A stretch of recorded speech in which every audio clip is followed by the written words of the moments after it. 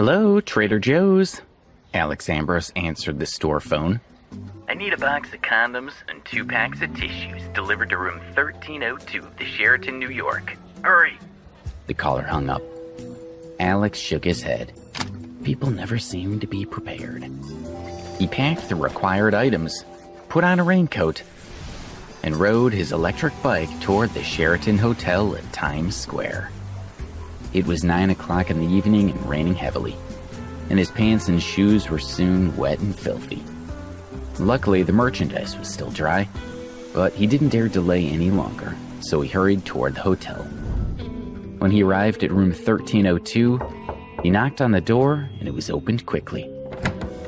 Hello, here's your... Alex was stunned into silence. The woman in front of him was none other than his girlfriend, Kathy. She was dressed in a white robe, with her long, dark, wet hair draped over her shoulders. The sense of shower gel and shampoo assaulted his nose. Kathy, what are you doing here? He stared at her in disbelief, still feeling dazed. What are you doing here? Kathy asked. Her heart skipped a beat, and she took a small step back into the room. Her mind went blank and then started to spin. What's wrong? Another guy walked up to the door, wearing a robe and slippers, and Alex immediately recognized him. You dare to touch my girl? Alex couldn't suppress the anger welling up inside him, and he started moving toward Billy, determined to teach him a lesson. Stop! Kathy stepped in front of Alex. After a brief burst of panic, she had managed to get back a bit of control. Since her boyfriend had already discovered her betrayal, there was no point in trying to hide it now. She looked directly at him. Alex, we need to break up. Break up? Alex was stunned. He stared at Kathy with wide eyes. Kathy, we've been together for more than a year. Are you going to break up with me now? Yes, we need to go our separate ways. She kept steady eye contact with him and spoke with a strong sense of resentment. Are you surprised? You have no money, Alex. You can barely afford anything. We never have anything nice. As long as I'm with you, people will always be laughing at me. And that just isn't the life I want. I'm too good to be living in poverty like this. I was too naive when I was in my freshman year, and I let myself get tricked into being with a loser like you. She hugged Billy's arm and said to Alex, Billy is my boyfriend now. From now on, I want nothing to do with you. Don't bother me again. Well, seems like you're just her good-for-nothing ex now. Billy looked at Alex with a provocative smirk.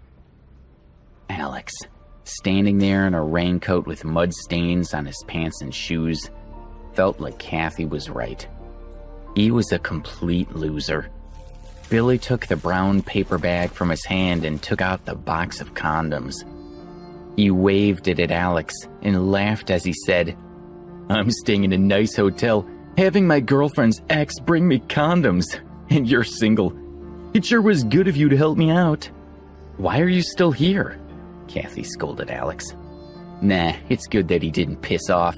Maybe you want to see me beat him down, huh, Kathy? Gotta give a lady what she wants, Billy sneered. Alex felt utterly defeated. He slowly turned around and walked out of the room. Bro, you're not even taking the money? Nice. I get a girlfriend and a gift. Billy felt great watching Alex slumped, dejected posture as he closed the door behind him. When Alex left the hotel, it was raining even harder than before. He took off his raincoat, allowing the cool rain to drench his entire body and help clear his head. Kathy had discarded him because she believed he had no money.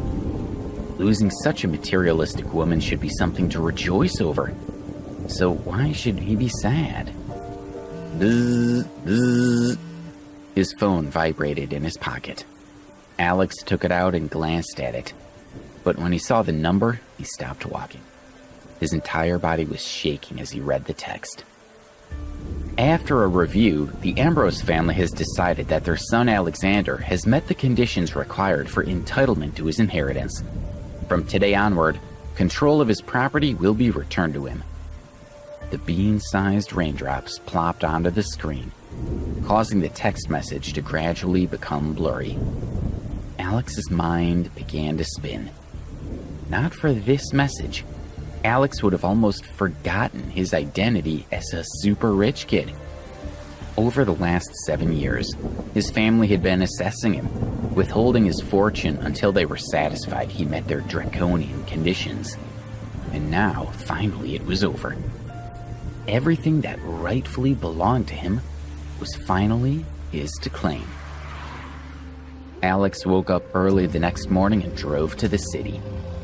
In a great mood, he got out of his car and went straight to First Republic Bank, right in the heart of the wealthiest part of the central business district of New York, Manhattan. An assortment of luxury cars were parked around the bank. The people walking in and out of the surrounding plaza were all rich. It was obvious from their clothing and demeanor. Alex strode to the door of the bank and pushed it open. Ouch! The main door could be opened both inward and outward, and Alex had been a bit careless when he pushed it open from the outside. As a result, the door had bumped into a long-haired young woman who had been heading out of the building. He quickly apologized. "Sorry, I didn't see you." "What do you mean you didn't see me? What, am I invisible?" She held a hand to her forehead and glared at him. The bank's assistant manager, Karen Matthews, had noticed the incident and hurried over. She checked on the woman first and then looked at Alex in disapproval. When her gaze swept over him, a trace of suspicion appeared on her face. First Republic Bank was different from most banks, as the clientele were almost exclusively high-end business people. Karen knew the young woman was there with her father, but she didn't know why Alex was there. Judging from his appearance and age, he wasn't their usual type of customer. "Sir, can I be of assistance?" she asked with a polite but forced smile. Alex simply said, "I'm here to withdraw money." "Withdraw money?" the sullen woman asked, sneering at him. "Do you have a card?" Karen asked, continuing to smile politely. Getting an exclusive First Republic Bank card was not easy. $1 million of savings was the minimum requirement to qualify. Karen felt certain that the man in front of her couldn't have much experience with the bank and wouldn't know their rules. Perhaps he had thought that other banks' cards could also be used here. "No," Alex replied, shaking his head. The woman he had accidentally hit with the door couldn't help but giggle when she heard his honest reply. He wasn't worth any more of her attention. "Let's go." Her father had walked up, still arranging the documents he was carrying. "My dad and I are leaving." The woman shook Karen's hand and then looked over at Alex. "Miss Matthews, having someone like this around could damage your bank's image and upset your customers. I hope this will not happen again." With that, she took her father's arm and opened the door. "Take care, Mr. Scott." Karen followed them out a few steps, watching as they got into a car and left. Turning around, she headed back inside, having made up her mind to encourage Alex to leave as soon as possible. There was no one standing where Alex had been. "Oh, where's he gone?" she wondered. Was it possible that the kid had been embarrassed and had quietly slipped away? She felt relieved at the thought. Then, just as she was about to go back to work, she caught a glimpse of someone out of the corner of her eye. "There's the brat. No wonder I didn't see him at first," she thought. He had already reached the entrance to the VIP lounge, and a pillar had blocked her view of him. The VIP room was only for high-status customers who were worth at least $30 million. And this young man had admitted that he didn't even have a card. If she let him get through, she would be in trouble with her boss. "Stop! Don't move!" Karen yelled, feeling desperate. The other customers all looked around at her, obviously annoyed by her shouting. She could only smile apologetically as she walked quickly toward Alex. But he had already walked through the lounge, opened the door to the VIP room, and stepped inside. "Does he have no shame?"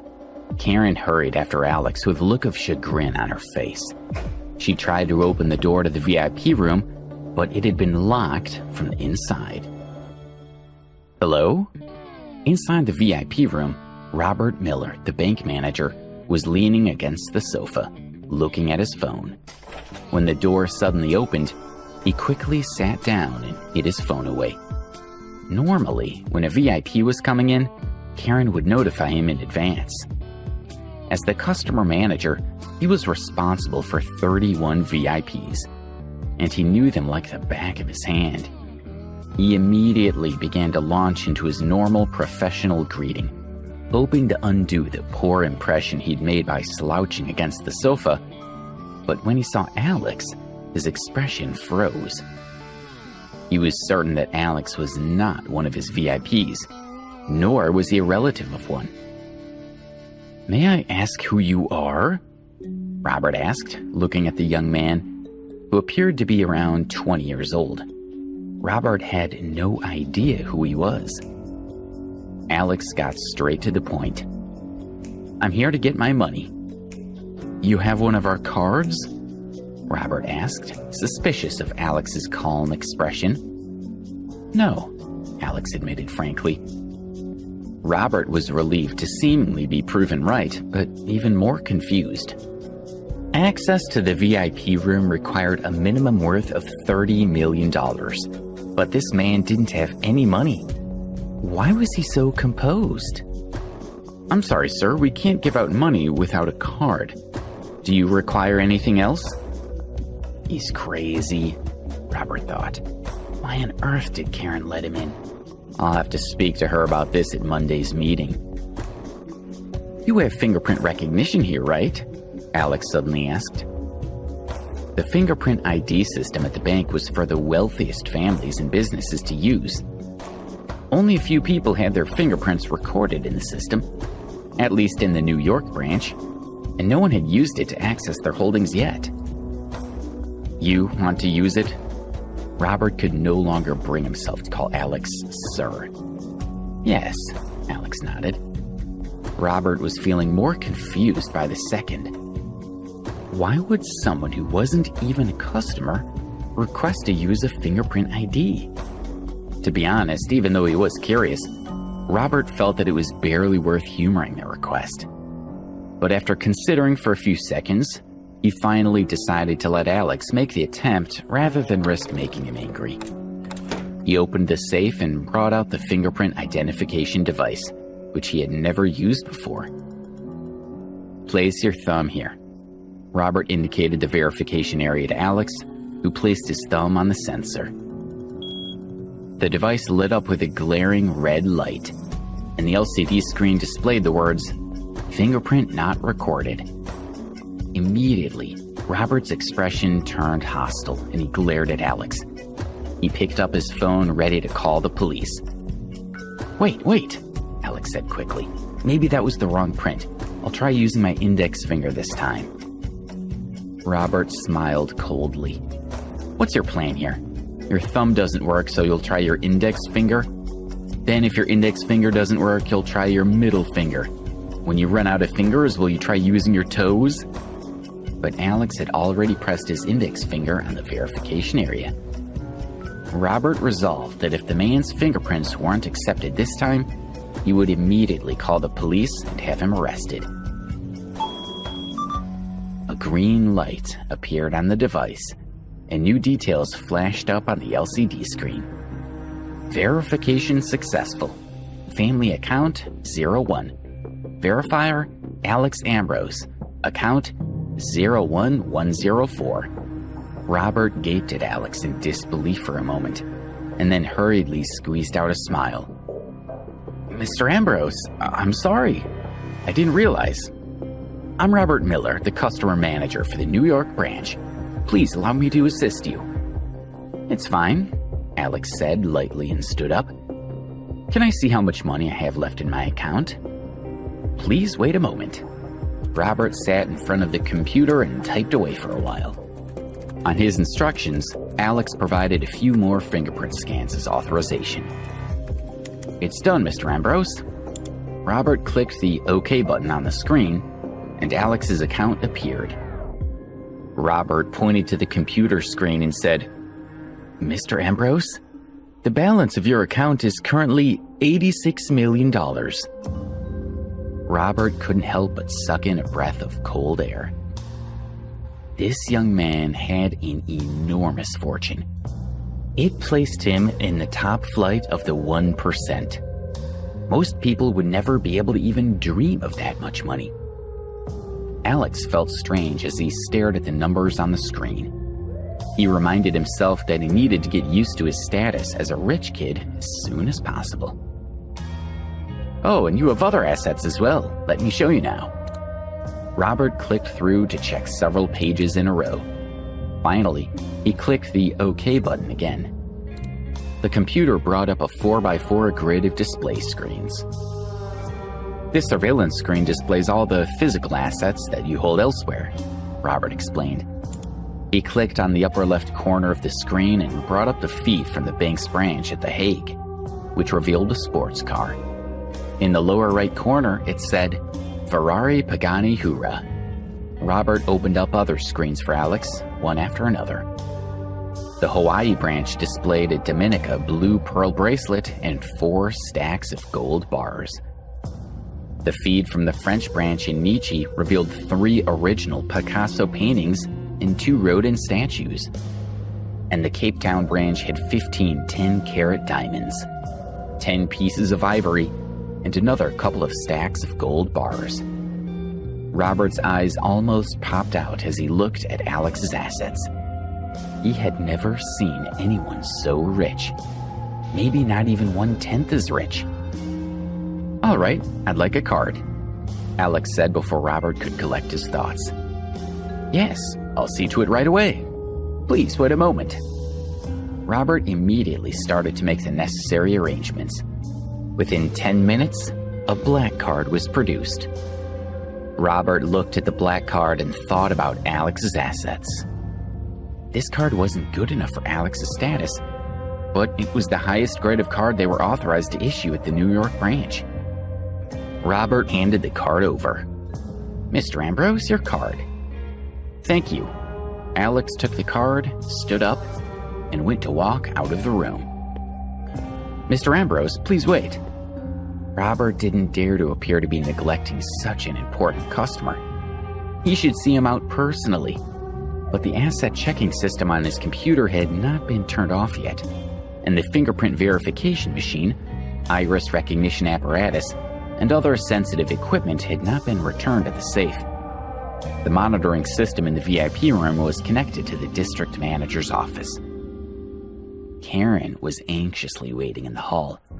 What's been going on in there for so long, she wondered. Could that rat have murdered Mr. Miller in the VIP room? The more she considered it, the more scared she became. She was on the verge of banging on the door and demanding a response when Alex walked confidently out of the room. "Stop!" Karen shouted. She walked quickly over towards him and grabbed his coat. "You can't leave. You broke into the VIP room. Once we confirm that nothing's missing, I will call the police and have them hold you for questioning." "What are you talking about?" Alex asked. "Let go." Karen grappled with him for a while, but she couldn't manage to search his pockets. What's wrong with this woman? Alex thought. He wasn't even arguing with her, but she was manhandling him. What is this? Karen spotted the black card that was peeking out of Alex's pocket. She quickly pulled it out and looked at him triumphantly, as if she had found evidence of his guilt. "Oh, you stole a card.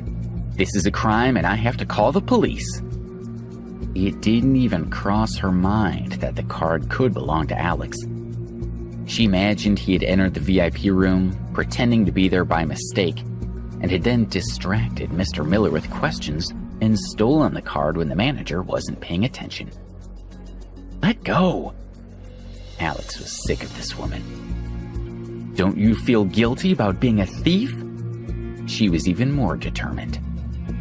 With the two of them creating such a scene, other customers started to walk over toward them. intending to help Karen keep Alex from getting away. Just then, Robert, who had finished tidying up, strode out of the VIP room. Having seen Alex's assets, Robert now knew he was the most important customer the New York branch of the bank had ever had. He had also noticed that the system listed Alex's account as just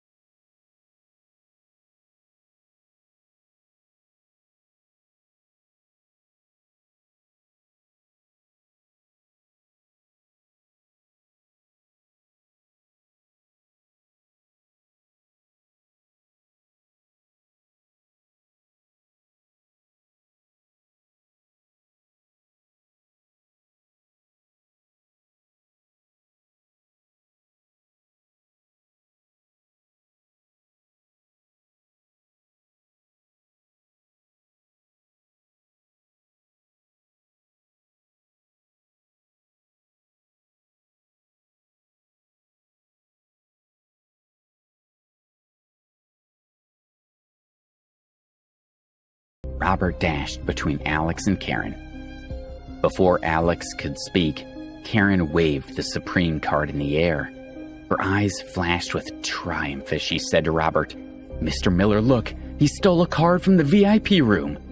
She smiled at him, her expression a little smug. Surely Mr. Miller would be happy with her for preventing theft. He had a lot of authority in the Eastern District, different branches of First Republic Bank in the city. And when he arrived at headquarters, this branch, he had seemed impressed with her, so she was hoping for a promotion. Her imagination began to run away with her as she dreamed about her possible future. Mr. Miller's face had always been a little glum, but as she watched, his expression drew darker and darker. Before she could figure out why, she was startled by his explosive roar, leaving her entire body trembling. "Let go of Mr. Ambrose!" As he yelled, Mr. Miller knocked the Supreme card out of her hand, and she was so scared that she let go of Alex. Mr. Miller pushed her aside and bent down to pick up the card. "Mr. Ambrose, your card. I'm very sorry. I haven't trained Miss Matthews properly. I do apologize."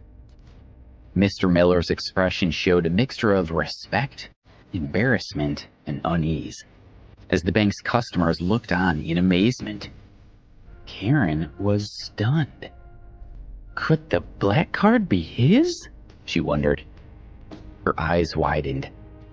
No matter how hard she tried, she couldn't make sense of it. If this man had a Supreme card, then he had at least $30 million. Yet he appeared to only be around 20 years old. A poor, lower-class loser with that much money? No, it was just too unlikely. "It's not your fault, Mr. Miller," Alex assured him, slipping the card back into his pocket. "Thank you, Mr. Ambrose." Robert dipped his head and paused briefly before straightening up and shouting at Karen, "Why are you just standing there? Apologize to Mr. Ambrose immediately." How could Karen still not understand? Robert thought. The young man standing in front of them was seriously rich and needed to be treated with respect. Karen immediately bowed her head at Alex. "Mr. Ambrose, I'm very sorry for my rude behavior. I made a mistake and I created a fuss over nothing and put my hands on you. It was my fault and I will reflect on my behavior." Alex ignored her and walked away. "Mr. Ambrose," Robert called after him, "if you ever need anything, just give me a call and I'll do my best to help." Robert was excited by this opportunity. It was rare to meet someone as important as Alex, so he shamelessly tried to charm him. "Okay, Robert." Alex smiled faintly. Robert had come to his defense, after all. The use of his first name made Robert feel quite emotional.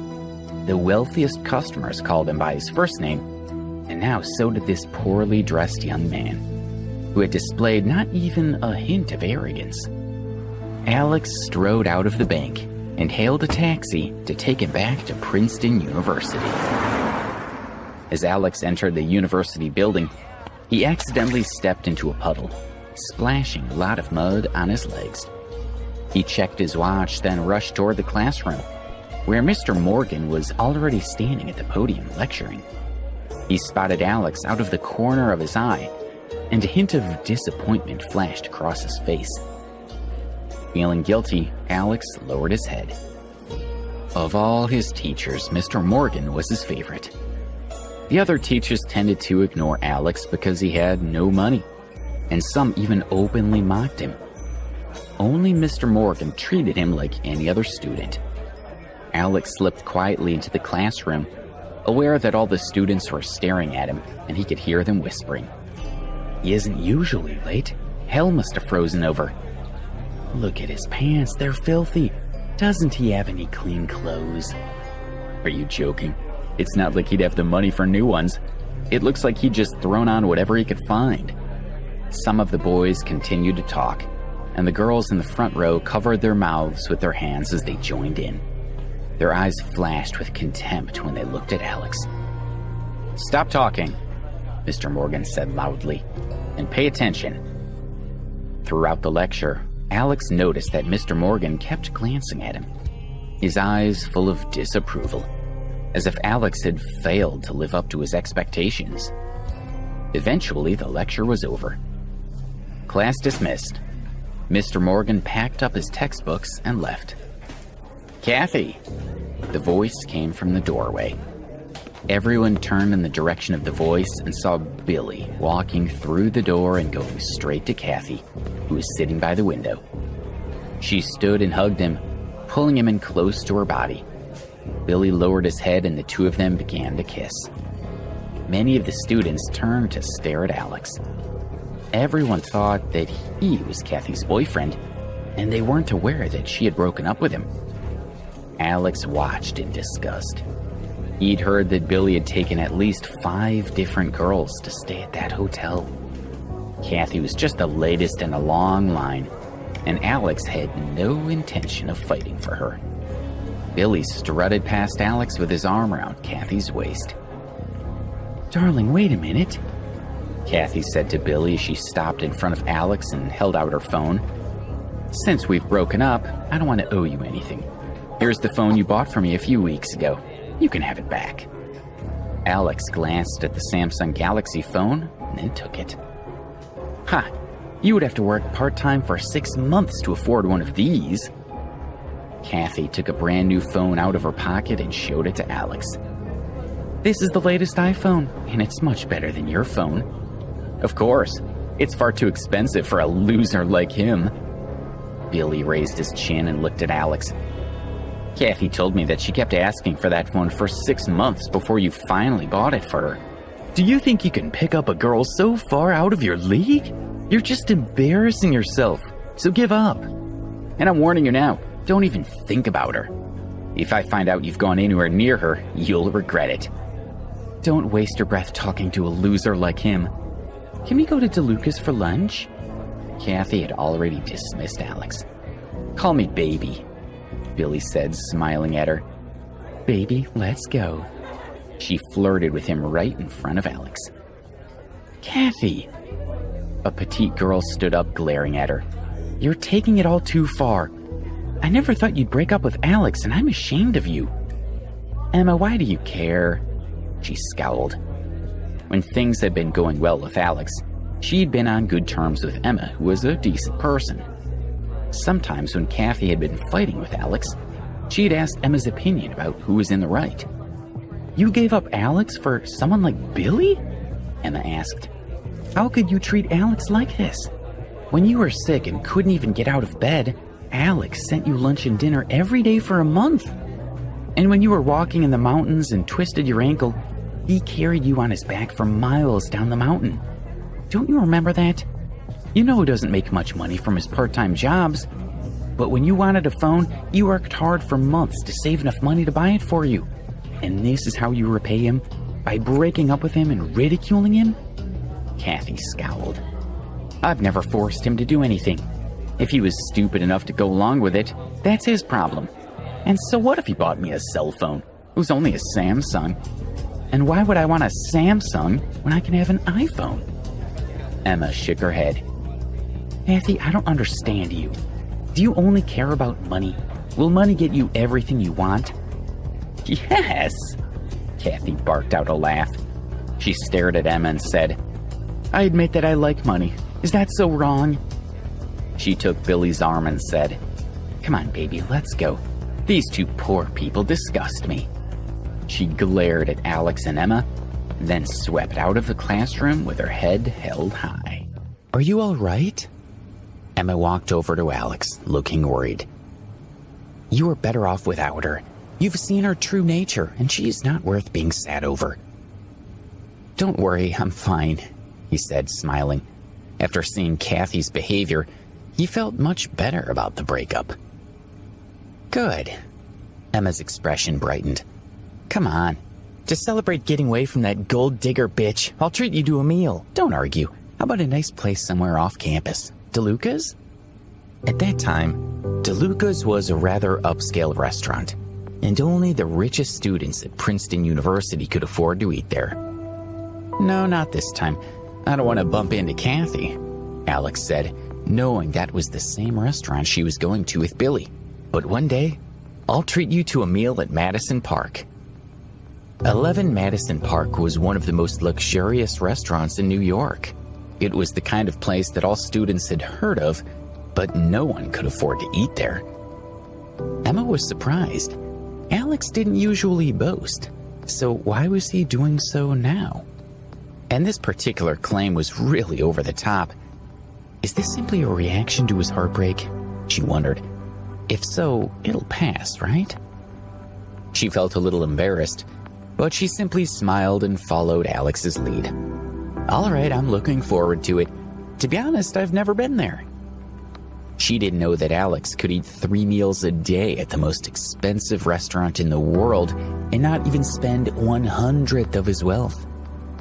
Emma was called away by 2 of her friends, leaving Alex standing alone.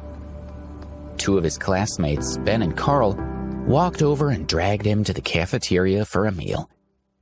Just as they reached the entrance of the cafeteria, Ben stopped walking. He stared at his phone and loudly announced, Shit, Joe's making a fool of himself online. Check out our dorm group chat room. Really? Alex and Carl quickly took out their cell phones and checked the dormitory group chat. Joe had just sent a message. Guys, it's official. I'm no longer single. Hurry back to the dorm and I'll treat you to lunch to celebrate. He's finally found a girlfriend. I guess he got tired of being alone, Alex said. Carl grinned. Let's go back to our dorm and give him hell about it. With that, the 3 of them turned around and walked toward the dormitory. As soon as they entered, they saw Joe sitting on the bed with a girl holding hands. You're back. Joe let go of the girl's hand and stood up, smiling at the guys. Joe was a sports major, and he was tall and slender, with well-developed biceps. Hey guys, this is my girlfriend Susan. She studies music. Then he gestured to Alex and the others. These are my roommates, Alex, Ben, and Carl. Susan stood up and nodded with a smile. Ben looked at her, and his heart started beating faster. She had pale skin, delicately shaped eyebrows, and a great body. She's perfect, he thought. Let's eat at La Bella Vie. Susan's roommates are coming too, so why don't you guys go and get ready? Joe then turned to Alex and said, Why don't you bring Kathy along? Everyone knew about Alex's lack of money, and that he couldn't afford to take his girlfriend to upmarket restaurants. So Joe decided to take this opportunity to help his friend. We've split up, Alex said bluntly. Split up? Really? Joe was shocked. Ben glanced at Joe and he understood the silent message. The reason for the split was obvious. Alex's lack of money. Hurry up. Susan looked at her phone and then raised her head. My roommates have already left for the restaurant and they're all quite impatient, so don't make them wait too long. Okay. Then you guys get cleaned up and changed, and then we can get going," Joe urged them, tugging at Susan's hand. "Come on, let's wait for them outside." Joe stepped outside the dormitory with Susan and turned to see her standing with her arms crossed. "What's wrong?" he asked. She frowned. "Aren't your roommates a little too ordinary looking? I mean, Ben's not very handsome and Carl is somewhat average too. Alex isn't bad, but judging from his clothes, he doesn't have much money. How can I introduce them to my roommates?" Joe felt a little uncomfortable, but he forced a smile and said, "It's just a meal. It's not like it's a blind date or anything, so why do you care so much about their looks?" "Do you think my friends are just coming for the food?" she asked. "I know them. Although they didn't come right out and say it, they're hoping your roommates are good boyfriend material. I've shown them your picture, and they must think that your friends are like you." She frowned. "Then blame me because I didn't tell you they're all biology students." His smile was a little bitter. He'd been assigned to Alex's dorm because the sports department dorms hadn't had room for him. "Why don't you tell your roommates that the plane is canceled?" she suggested. "They'd probably just end up embarrassed if they went." "Cancel it? No. If he canceled now, it would be awkward. Wouldn't that just make things worse?" "Fine then, but I'm not responsible for whatever happens," she pouted. Just then, she received a call from one of her roommates. Susan held her cell phone to her ear. "Rose, you're all there. How was it?" When we get there, you'll see for yourselves." "All right, I'll hurry them up. Just wait." As she was talking, Alex, Ben, and Carl came out of the dormitory. "Joe, see how good I look?" Ben gestured to his half-sleeve shirt as he looked at Joe expectantly. "Cool." Joe smiled and patted his shoulder. Thankfully, Ben hadn't heard Susan try to cancel the lunch. If he had, it would have been a blow to his confidence. Joe looked at Alex, who had followed Ben out. He frowned. "Alex, why haven't you changed?" "What about my friends?" Susan asked. "Can't you get dressed up for them?" "Alex looks fine. What do you expect him to wear?" Carl asked. "He's not Joe, and he's never going to look like him." Susan shook her head. Her roommates were going to be very disappointed. This was going to be a disaster. "Stop wasting time and let's go," she urged them, and they all followed her out of the dormitory. Rose, Stacy, and Betty sat at a table at La Belle Vie. All of them were pretty, and it was clear they came from good families. Rose had long hair that draped over her shoulders. Her skin was fair, and she had a small face with large, sparkling eyes, a straight nose, and pretty pink lips. She looked like a beautiful princess straight out of a fairy tale. She was the prettiest of the three girls, and also the center of attention. "Rose, there's a lump on your forehead. What happened?" Betty gestured to the small bulge on her forehead. "Oh." Rose touched the little mark, her sweet face looking a little angry. "Don't remind me, Betty. Remember how I said I went to First Republic Bank with my father to do some business? Well, I met a clumsy person who smacked a door on my head." "Ouch. Did he at least apologize? First Republic's bank customers are quite esteemed, aren't they?" Rose used her phone to take a picture of her head and then checked it. Thankfully, the lump was not too obvious. She put her phone down and smiled at her friend. "He did apologize. I was a bit stunned when I saw him there. You guys know what kind of people First Republic Bank caters to, right?" "You mean the upper class?" Stacy asked. "So this guy didn't belong?" "Exactly. The First Republic Bank only gives cards to people who have at least $1 million, Rose confirmed. "So he didn't belong there."